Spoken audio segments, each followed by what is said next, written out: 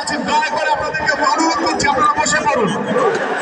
প্রিয় নেতৃবৃন্দ, এই পর্যায়ে বক্তব্য রাখবেন বাংলাদেশ জাতীয়তাবাদী দল বিএনপি জাতীয় স্থায়ী কমিটির অন্যতম সদস্য সাবেক মন্ত্রী বেগম সেলিমা রহমান।